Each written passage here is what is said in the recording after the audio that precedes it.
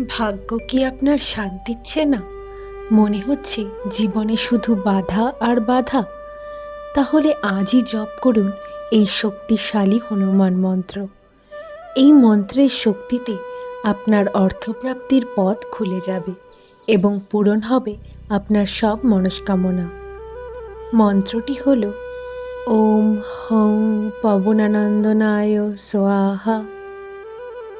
এই মন্ত্র জপের মাধ্যমে আপনি পাবেন অফুরন্ত সাহস এবং নিশ্চিতভাবে আপনার জীবনে আসবে সমৃদ্ধি ও সাফল্য।